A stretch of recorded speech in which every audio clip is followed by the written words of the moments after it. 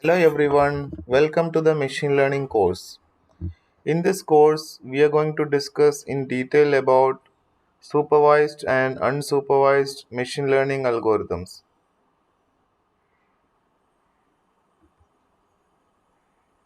Data science, data analytics, artificial intelligence, machine learning, deep learning, artificial neurons, etc. are some of the terms which are the favorite among computer science researchers. Not only for computer science researchers, for very common applications like data analytics, whether the data can be of the economic, social, political, or even pandemic data, the analysis of data or the uh, processing of the data includes the tools used from these areas like from artificial intelligence, machine learning, data science, or deep learning, etc. So, in many places, you can see these terms while discussing about the data analysis or data processing. In this lecture, we'll discuss about the concept of artificial intelligence, machine learning, and deep learning.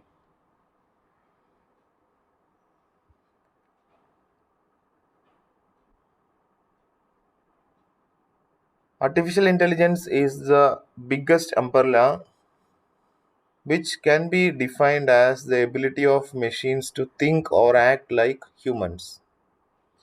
Whereas machine learning is a subset of artificial intelligence where the machine is able to learn from the data.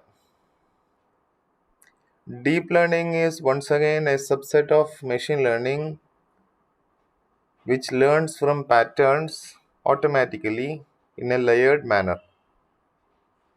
So let's discuss artificial intelligence. Let's look at artificial intelligence first. If you search for the term intelligence in Google or you look at any dictionary, you can see that there are these terms associated with it.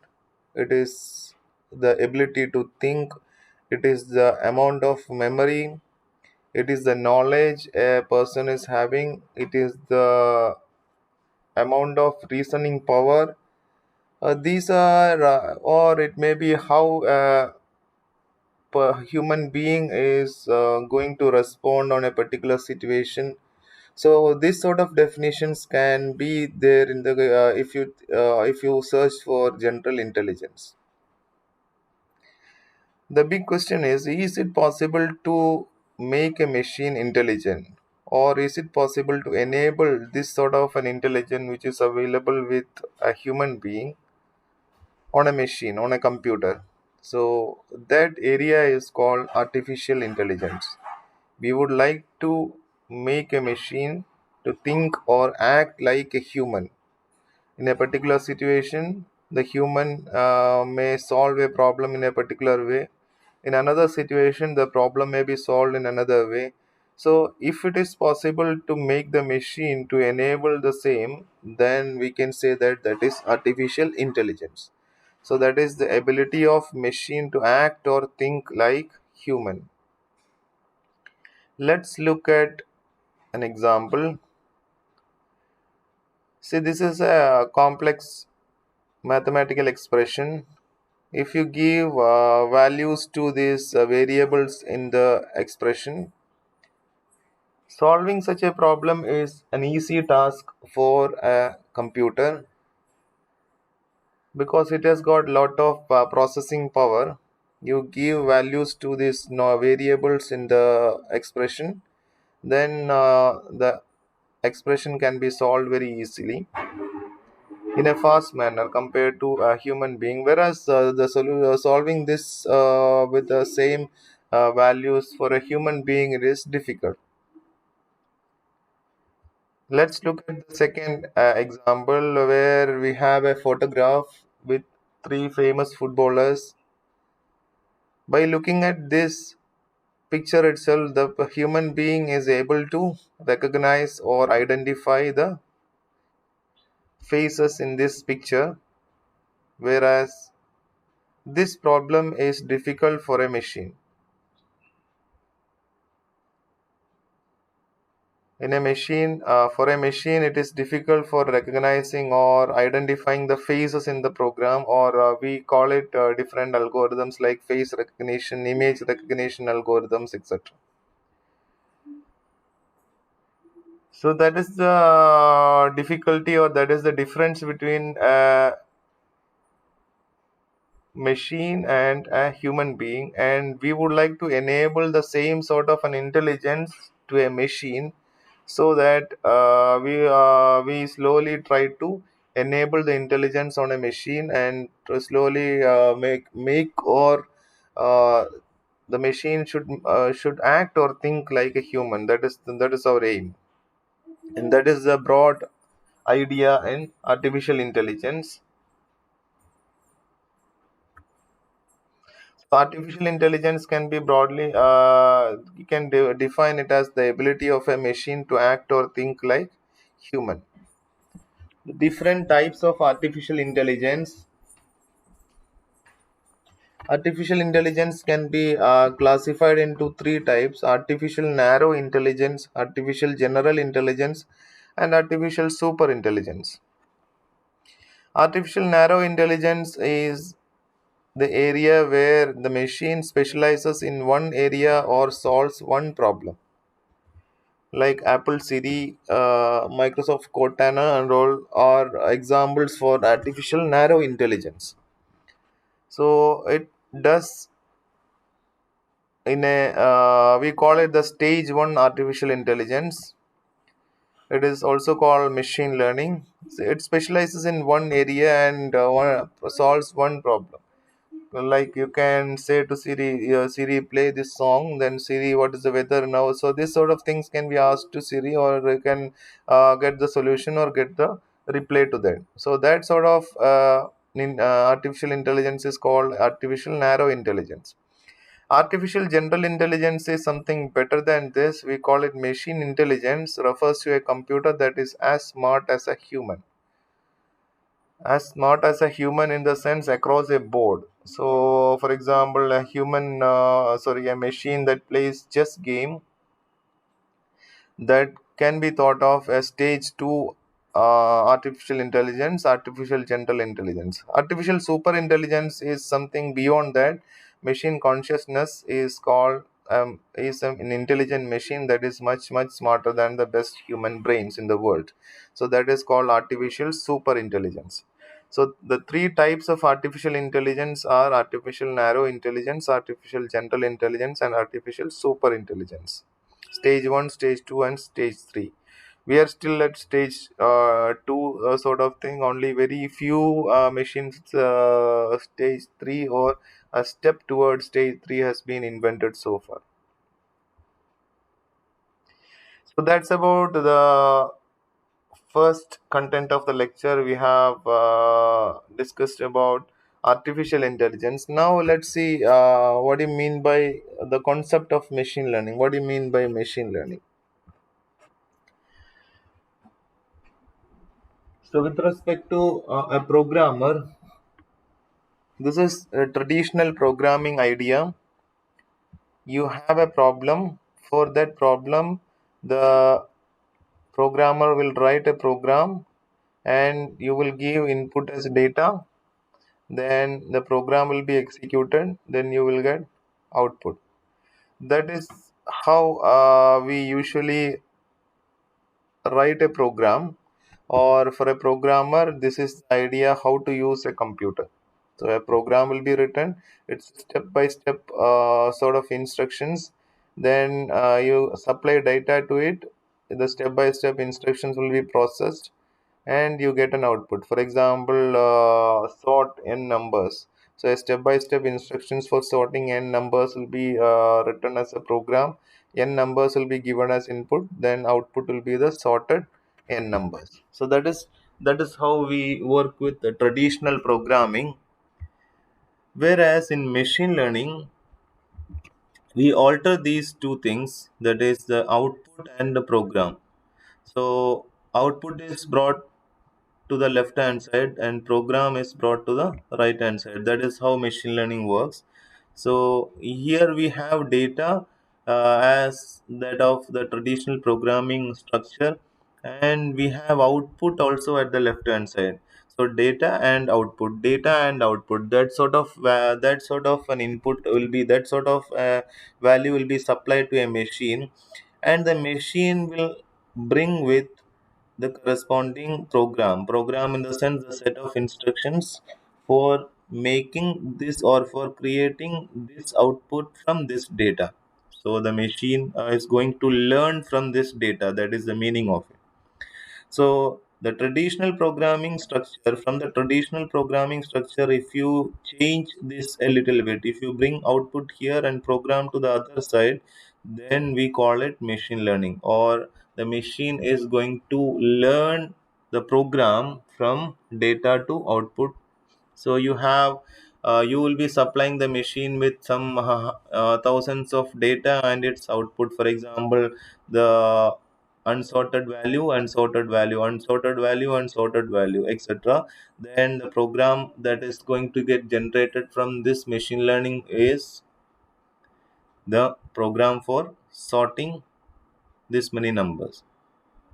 So we call it a model will be built for converting from this data to this output. So this model can be used later for an unseen data. So this model you supply an unseen data, then this model will predict the output.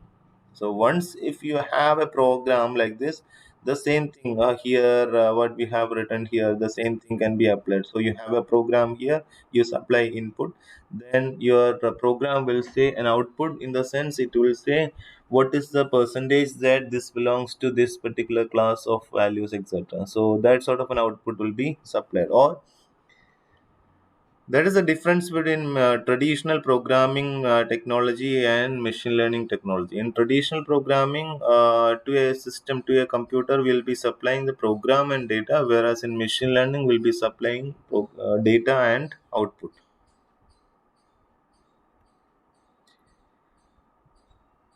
The famous definition of machine learning is: machine learning is a subdomain of artificial intelligence that provides the systems the ability to automatically learn and improve from experience without being explicitly programmed.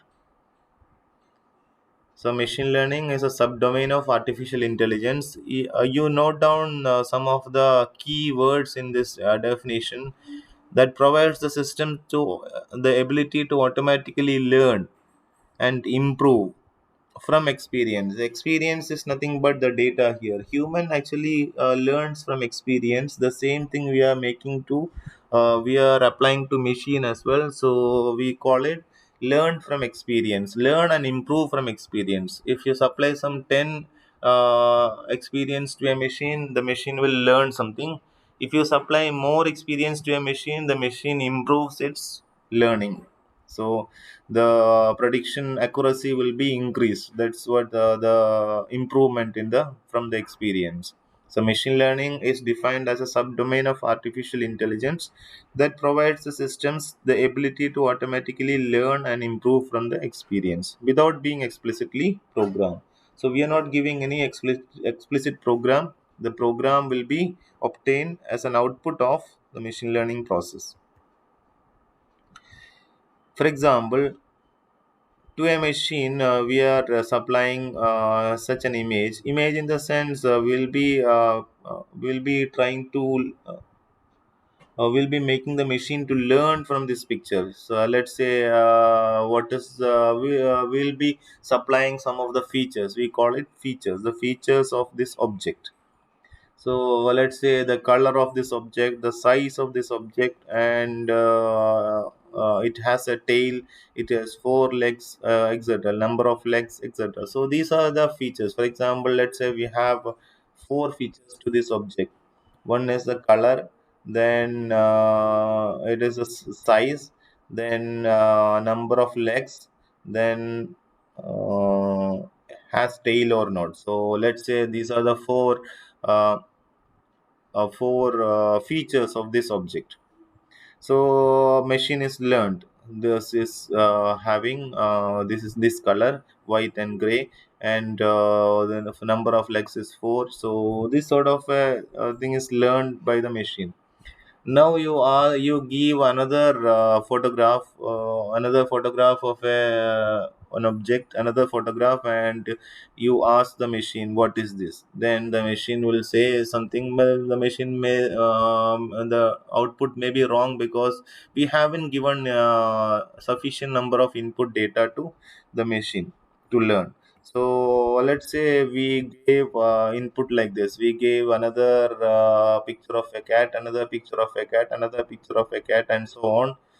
So by giving so many examples like this, the machine will be able to create a model. So a cat will be having can have these are the possible colors for a cat. Like it can be brown, it can be white, it can be gray, it can be black, etc. So, if we are coming up with a new object with a color equal to blue, then the machine will automatically say that yeah, this is not a cat. Why? Because the machine learned that the color of the cat is this, and this. Like that, this is how the machine learning works. That is, we supplement the machine with the features of the object, and once the machine is once the machine obtained enough number of objects or enough number of uh, objects to learn, then the machine will be able to generate a model, and using that model they can try to predict a new object. So an object will be described by its features. Here in this case, the some of the features as well I have told, like number of legs, what is the color, what is the size, and what is it has a tail or not. So by using that features, it can learn a model, and that model can be used for predicting predicting different unseen input values. So in a machine learning process, there are two phases. The first phase is a training phase, and the second phase is testing phase. So training phase includes training or model building process. So you will give enough number of examples, enough number of past label data to a machine, and the machine will create a model. And once the model is created, the testing phase, new data is supplied. The new data is applied, and the machine will undergo a prediction. Machine will do a prediction, and the prediction will be given as the output. So that's how the machine learning process works. Machine learning is having two phases. The first phase is a training phase, where enough number of examples are supplied to a machine, like data and its output. So it will be data 1 and output, data 2 and output, data 3 and output, and so on. So if it has got enough number of examples, then from that the machine will learn, and learning process is also called the training phase.